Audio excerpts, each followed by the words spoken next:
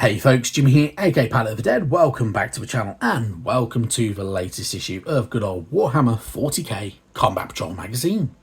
Now, as per usual with all these videos, if you like them, hit that like button, subscribe if you haven't subscribed already, and of course, drop me a comment down below.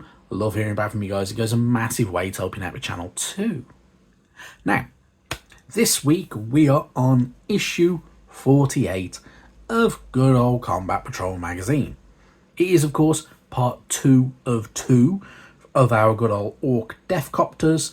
They're a little bit fun, a little bit quirky. They are push fit minis from 2021. Yeah, I do quite like them. I'm not going to lie, these are some of the easiest push fit minis that I've ever built as well. There are a few mold lines on them, I'm not going to lie. But by all means, I very easily clipped these off the sprue for the other two of these got bad boys. Smoothed them down, got rid of all the mold lines off each individual part, and then put it together without even looking at the instruction, because in all honesty it is very, very obvious and straightforward how to go about putting these guys together. So dead easy. You can't go wrong. Or maybe you can, but you shouldn't be able to go wrong. Anyway, it is what it is. But yeah, really cool. I must admit, I'm looking forward to getting this guy built up. I've got some of the Orc boys still to build. And then obviously we've got the good old Death Dread next week. And then we'll have Dakka Wagon sometime between issue 50 and 60. Which I must admit, I'm really looking forward to. It'll be really good fun to have that vehicle in the Orc arsenal, and yeah, because Orc vehicles are pretty cool. But yeah, really good stuff. So yeah, happy to get going with that. You'll also find obviously your bases, which are the lesser spotted 2/3 slotter oval bases. You don't see these very often at all. In fact, I'm not too sure if I've ever had a kit with these in. I probably have, and I've completely forgotten it or blocked it out from my memory because the kit was crap or something like that probably.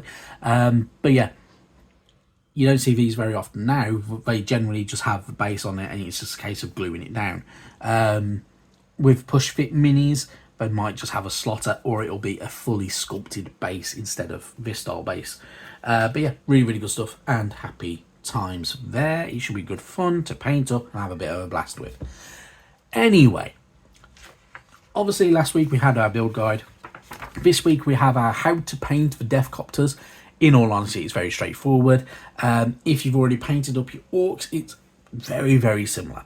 So go with the same kind of colour pattern.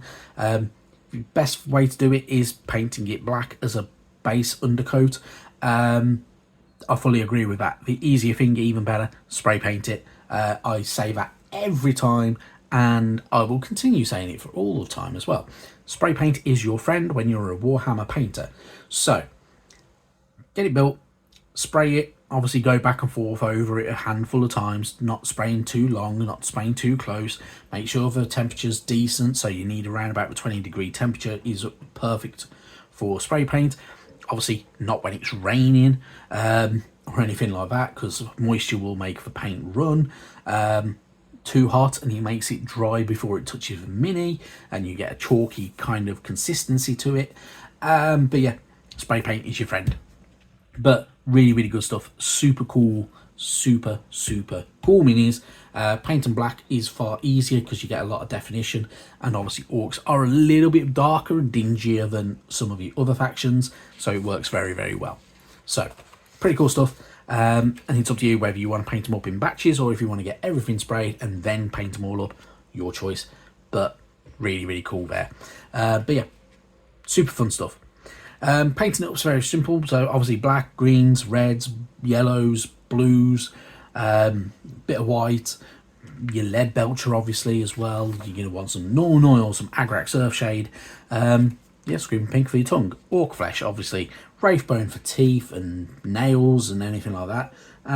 Yeah, it's so straightforward, it's amazing. It's such a really it looks like a simple paint scheme, and it kind of is, but it works. It works so well for these minis. The paint guide in the magazine does really do well. And that's probably one of the first times that I'll ever say that, because normally I think the magazine's paint schemes are crap, and not spectacular. I still don't agree with using Calgar Blue for the edge highlight of black leather. Use Inky by Darkness. In all honesty, a bit of Inky by Darkness and a tiny touch of, say, Temple Guard Blue gives it a nice little tiny bit, and makes it look a little tiny bit better, in my opinion. Obviously, do it how you want to do it. If you want to go bright pink, go bright pink. Or if you want to go blue, go blue. But, you know, you can do that. With bases, in all honesty, I would do the bases before you do all of the mini. Obviously, base coat it first, and undercoat all of it in one go, because then that'll save you an absolute world of trouble.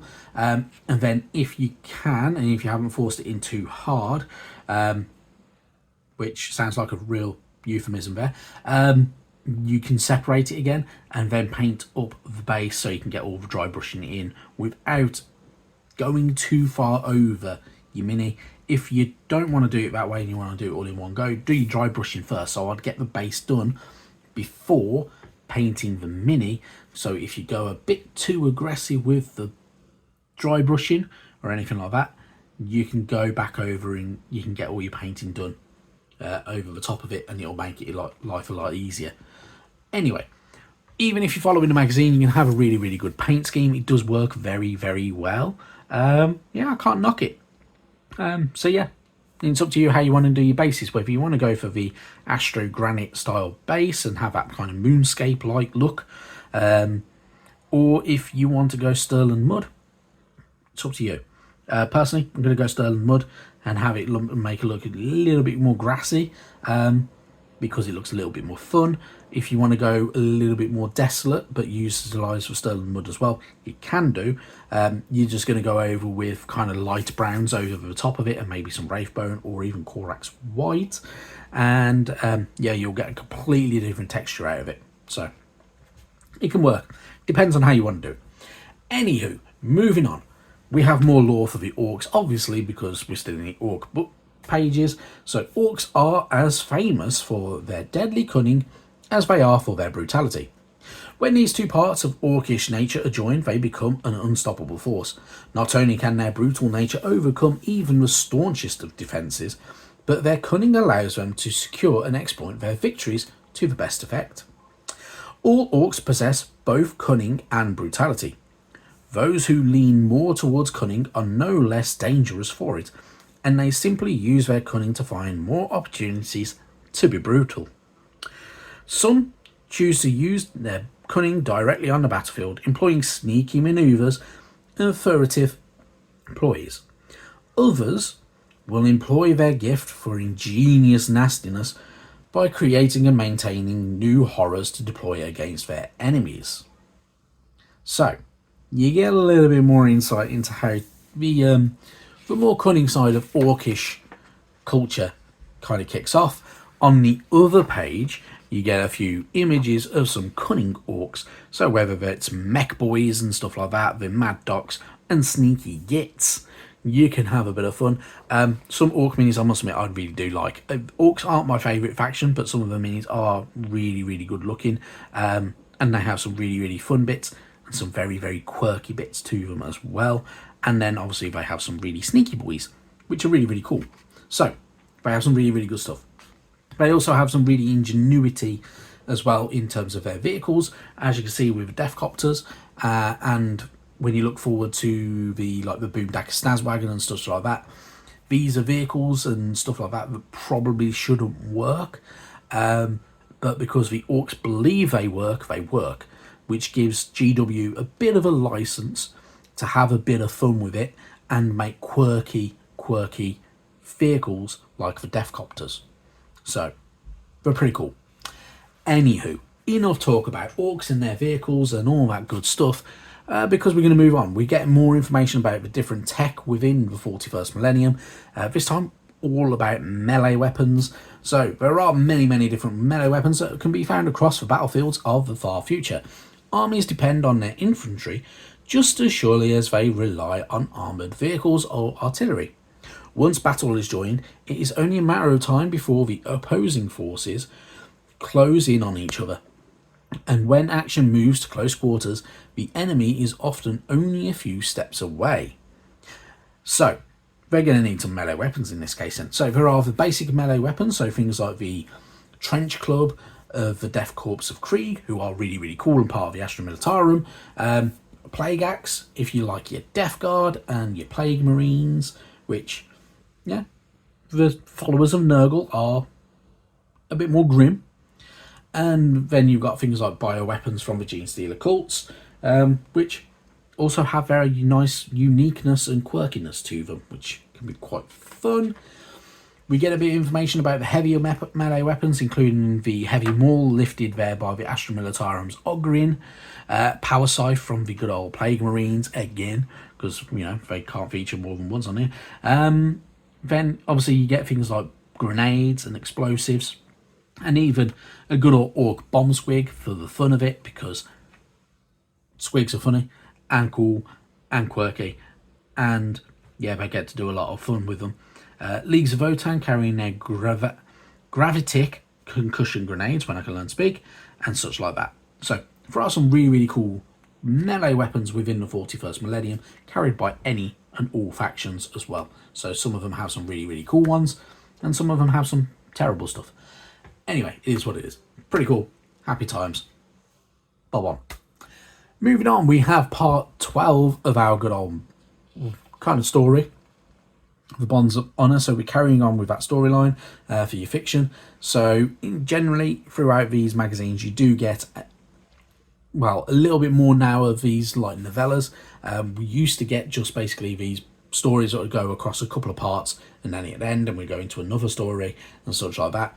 This one's a little bit more in depth, where we're getting bigger stories spread out over more issues, and yeah, they work very, very well. They are basically like having a little novella in them. So yeah, cool stuff there. Moving on, we have our scenario for the week. So Vroom Dakka Dakka. So scenario 30. To play Vroom Dakka Dakka, you set up your battlefield on 2 mats as shown below. Place 4 objective markers where they are shown, and take it in turns to place your total of 4 terrain cards. The Orcs player selects one of their units of 10 boys and their 3 Deathcopters. If you're playing as Chaos Space Marines, you'll take your Dark Apostle with 2 Dark Disciples and 2 units of 5 Legionaries as well. So you get to have a bit of fun with it, and you will have a bit of fun with it. It's quite fun, but quite quirky. Obviously, Deathcopters are flying, so they can just go over the top of enemies and obstacles and such like that. Really, really good stuff. Yeah, should be a good little battle as well, so quite good fun there. Moving on from that bit though, obviously you can do your other bits, so you can choose your enemies, so you can have your Tyranids, you going up against it if you really wanted to, and all that type of stuff. Moving on, next week and the week after, parts 1 and 2 of our Death Dread, another mechanical machination from the good old the Orc mind. They're a little bit quirky, a little bit fun. We're going to get information about the anatomy of the Orcs and such like that, and a bit more lore in there as well. So it'll be really, really good stuff, and that'll take us up to issue 50. From issue 51 we will start getting the Leagues of Votann, which are really, really cool. I do like the Leagues of Votann, but I have got the army box which I've painted about 3 models from. But yeah, they are really, really cool. I do quite like them. They're good fun. So we're going to get a load of those as well, which will be good fun. Anyway, that is it from me. Last week I promised a video. In all honesty, it's still in the works. I'm still writing a bit of a script to it, and then I've got some editing to do to kind of make it work. So yeah, it will appear at some point in the near future, hopefully before the Leagues of Votann stuff comes with magazine, but I don't have enough free time on my hands to do that and try and get everything else done, so it may take a little bit longer than I wanted to. Anyway, enough of me whinging about that. Thank you very, very much for watching. Enjoy building your minis, enjoy painting your minis. Let me know how far you've got. If you want to tell me that you've painted everything up to date and everything like that, let me know. If you're saving it all and you're going to paint it all at a later date, let me know. I love hearing back from you. Anyway, thank you very much for watching, and yeah, I'll see you next week at the very, very least. Bye-bye now.